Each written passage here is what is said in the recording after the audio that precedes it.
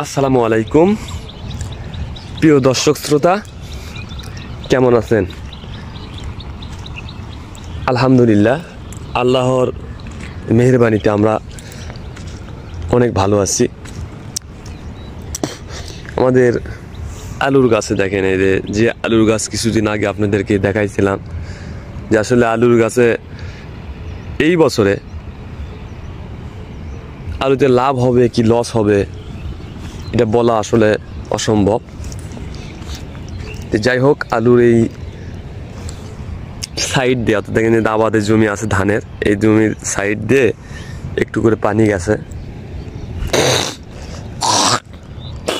এই পানি যাওয়াতে অনেক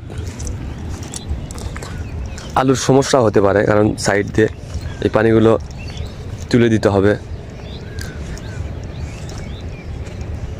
যারা কৃষক আছে তারা যে কত পরিশ্রম করে একটা ফসল ফলাতে, আসলে আপনি বাস্তবভাবে যদি সেই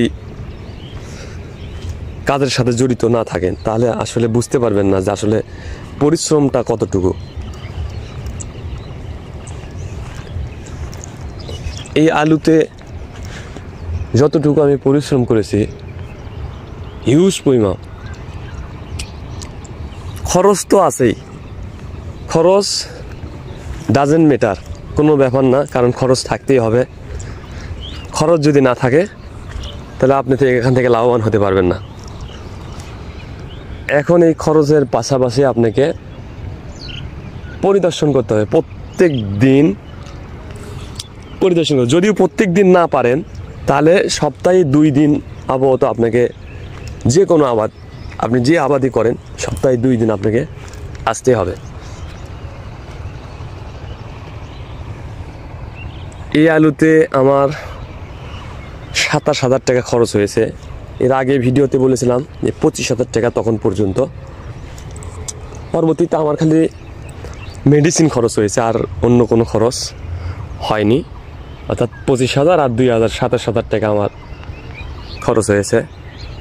এখানে 36 শতাংশ জমি আছে, অর্থাৎ আমাদের এখানে 33 বিঘা, আর এই 33 বিঘায় 36 শতক জমি হয়। 36 শতক জমি আমার এখানে আছে, অর্থাৎ 1 বিঘা 3 শতক।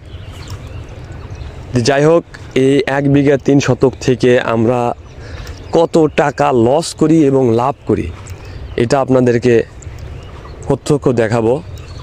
আর এই আলুটুকু আমাদের দেশি আলু, অর্থাৎ পাগড়ি আলু। এই আলুর চাহিদা কিন্তু আমাদের এখানে খুব ব্যাপক, অর্থাৎ এটা খাতে সুস্বাদু এবং সংরক্ষণ করা যায় বহুত দিন যাবত।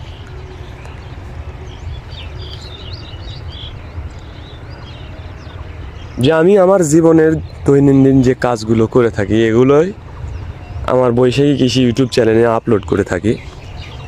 দেখেন, কাছ থেকে দেখাই গাছগুলো সুন্দর।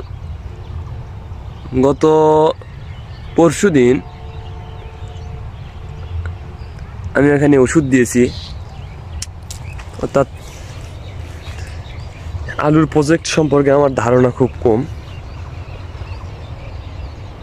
কারণ এখানে আমি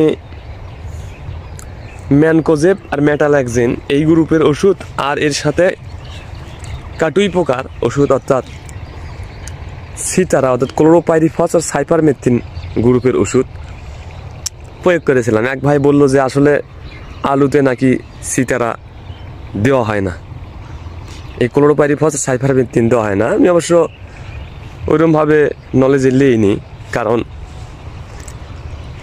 সেখানে দেখলাম রেজিস্ট্রেশন করা আছে আলুরই।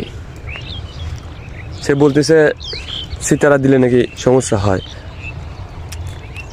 এখন ওষুধ দেওয়া 3 দিন রানিং, ইনশাআল্লাহ আলুর গাছ যথেষ্ট পরিমাণে ভালো আছে, আলহামদুলিল্লাহ, আল্লাহর কাছে শুকরিয়া। আমি আমার জীবনে বহুত টাকা লস করেছি, সেগুলো নিয়ে আস্তে আস্তে আপনাদেরকে বলবো। এখন আমি এই কৃষি থেকে পিছ টান না দিয়ে আর কৃষিতেই স্বাবলম্বী হওয়ার জন্য চেষ্টা করতেছি। জীবনে যতটুকু লেখাপড়া আছে এতটুকু দিয়ে চাকরি জীবন পার করতে পারতাম, কিন্তু আসলে আমার উদ্যোক্তা হওয়ার একটা স্বপ্ন এখানে রয়ে যায়। আর সেই কারণে যদিও লস হয়ে থাকে, আমার পরিবার থেকে অনেক অনেক সাপোর্ট দিয়েছে আমাকে। হয়তো এখন অনেক কষ্টের মধ্যে আছি, কারণ অনেক টাকার ঋণের মধ্যে আছি বর্তমানে। এই ঋণগুলো আস্তে আস্তে পরিশোধ করার জন্য চেষ্টা করতেছি। দেখা যাক, আল্লাহ ভরসা। সেই মহান রব্বুল আলামিন যে সর্বসাকুল্যের রিজিক দাতা, সর্বসাকুল্যে মানুষের মঙ্গল কামনা করে, সেই মহান রব্বুল আলামিনের তাওয়াক্কুল করে ইনশাআল্লাহ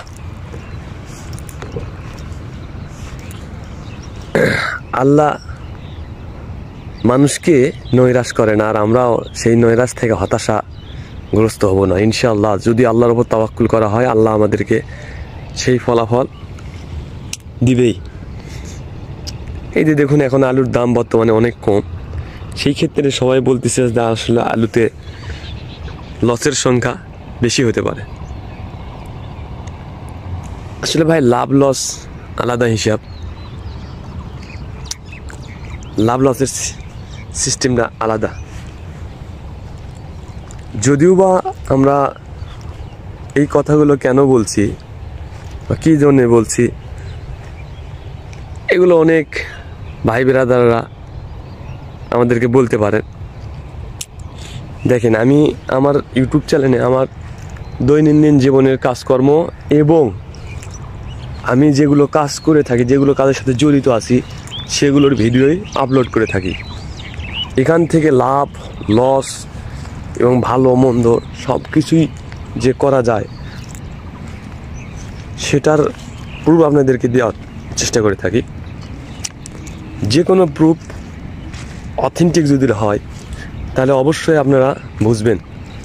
আসলে এই সেক্টরের মধ্যে যারা ইনভলভ ছিলেন, যারা কাজ করতেন, তারা কিন্তু আসলে সেটা জানবেন। দেখেন, আমি পোলট্রি সেক্টরে কাজ করে যাচ্ছি। পোলট্রির কোনো সিস্টেমিক প্রসেস যদি আমাকে ফলো করতে বলা হয়, আমি কিন্তু অলরেডি সেগুলো করার জন্য চেষ্টা করে থাকি এবং অলরেডি সেগুলো জানি। এবং কেউ যদি বলে যে আসলে 1000 পোলট্রির থেকে আজকে 2 লক্ষ টাকা লাভ করলাম, সেগুলো আমার কাছে বললে আমি তার ক্যালকুলেশন করে বের করে দিতে পারবো আসলে সে 2 লক্ষ টাকা লাভ করেছে না আসলে এখান থেকে সে লস অ্যামাউন্টটা বেশি হয়েছে। দেখেন, পাশে এক ভাই সরিষার আবাদ করেছে। এখানে সরিষা, পর্যাপ্ত পরিমাণে সরিষা হয়েছে আল্লাহর রহমতে। এবং এটা আমার ছোট আঙ্কেলে, চাচার। ভাই, জীবনে অনেক কষ্ট করেছি। আমার জীবনে, আমার লাইফে অল্প সময়ে আমি